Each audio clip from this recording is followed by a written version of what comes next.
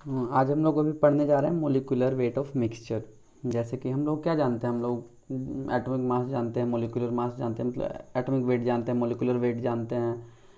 तो अगर कोई दो एलिमेंट या दो कंपाउंड का मिक्सचर है, जैसे कि सपोज़ कार्बन डाइऑक्साइड CO2 है और प्लस H2O, ऐसे करके दो गैस H2O गैस फॉर्म में है, इन दोनों का मिक्सचर है ऐसे करके सिंपली, या फिर सॉलिड फॉर्म में ही दो किसी मतलब दो कोई कंपाउंड का मिक्सचर है, तो उसका एटॉमिक वेट कैसे निकालते हैं, उसका मोलिकुलर वेट कैसे निकालते हैं। सिंपली एच का हम लोग जानते हैं, या फिर कोई भी एलिमेंट का हम लोग जानते हैं, कंपाउंड का जानते हैं। लेकिन अगर दो कंपाउंड का मिक्सचर हो, कोई भी दो कंपाउंड का मिक्सचर, तो उसका हम लोग मोलिकुलर वेट कैसे निकालते हैं, वो आज हम लोग यहाँ पे पढ़ने जा रहे हैं। तो सपोज़ आपके पास एक क्वेश्चन दिया है ऐसा करके, यहाँ पे दिया है कि 36 ग्राम ए है और 30 या फिर 23, सॉरी इवन नंबर ले लेता हूँ, इजी होगा कैलकुलेशन। 26 ग्राम बी है, ठीक है। तो आपसे पूछा जाएगा कि ए और बी का मिक्सचर है जिसमें 36 ग्राम ए है और 26 ग्राम बी है। तो अब इसका आप मोलिकुलर मिक्सचर, मतलब मिक्सचर का मोलिकुलर वेट हम लोग को हम बताइए, तो कैसे निकालना है। तो सबसे पहले हमको सबसे पहले मोलिकुलर वेट निकालना होगा। जैसे ए कोई कंपाउंड होगा ना, A is a compound, compound या एलिमेंट जो भी हो, कंपाउंड स्लैश एलिमेंट जो भी हो, क्या फ़र्क पड़ता है, इसका वेट तो हम लोग निकाल ही सकते हैं। उसका वेट निकाल देंगे, बी का मोलिकुलर वेट निकाल देंगे, या फिर उसका एटॉमिक वेट निकाल देंगे। उसके बाद नंबर ऑफ मोल्स हम लोग फाइंड करेंगे। नंबर ऑफ मोल्स कैसे निकलता है, नंबर ऑफ मोल्स कैसे निकलेगा, total mass divide by atomic mass.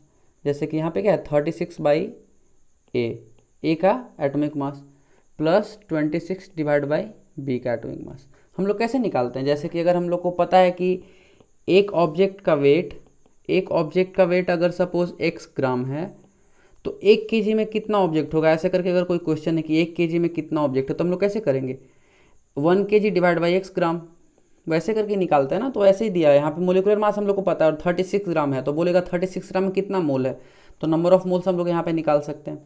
Total number of moles हम लोग निकाल लिए, Na टोटल हम लोग ने निकाल लिया यहाँ पे कि टोटल कितना मोल्स है।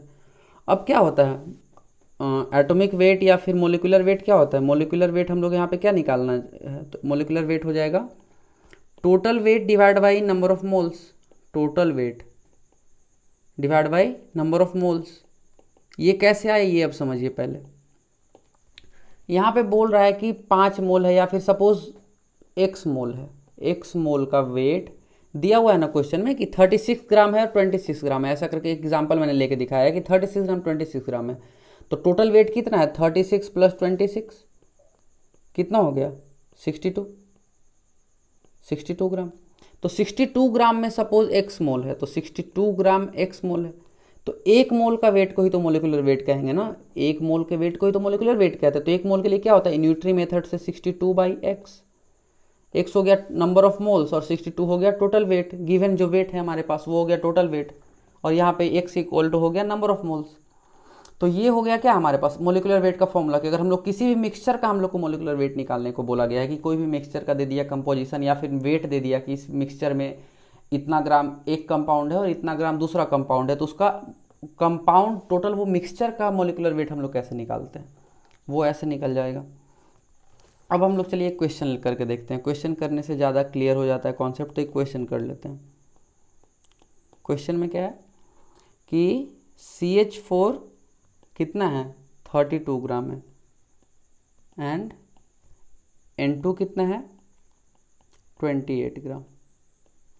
तो क्या बोल रहा है कैलकुलेट मोलिकुलर मास, ठीक है, calculate molecular mass of mixture या फिर मोलिकुलर वेट ऑफ मिक्सचर, चलिए क्या फर्क पड़ता है।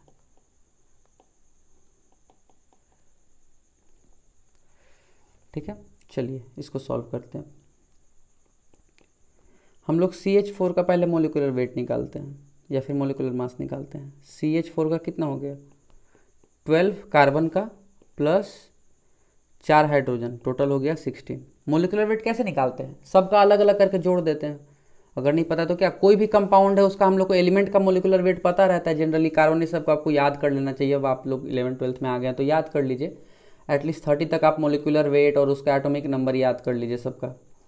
उसके बाद आपको पता ही है कार्बन का कितना है, हाइड्रोजन का कितना है, दोनों को ऐड करके लिख दीजिए। इसका मोलिकुलर वेट हो गया 16 ग्राम पर मोल।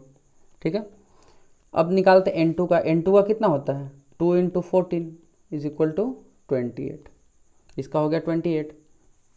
तो चलिए नंबर ऑफ मोल्स निकालने का क्या है, CH4 कितना है, CH4 है 32 ग्राम और N2 कितना है 28 ग्राम।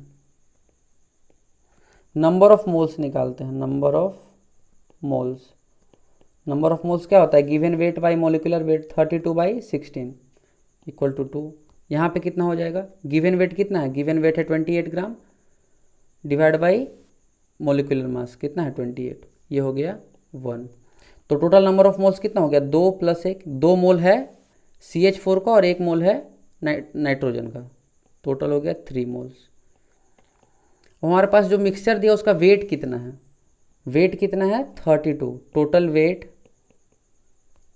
कितना है, टोटल वेट देख लीजिए यहाँ पे 32 ग्राम और ये 28 ग्राम, टोटल कितना हो गया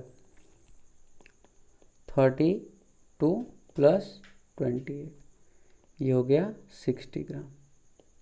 तो 3 मोल का वेट कितना है, 3 मोल = 60 ग्राम्स।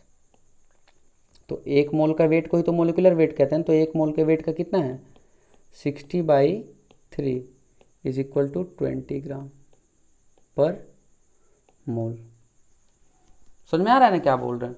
यहाँ पे क्या किए हैं हम लोग, सिंपल कुछ ज़्यादा रॉकेट साइंस इसमें लग नहीं रहा है, सिंपल सा कैलकुलेशन है।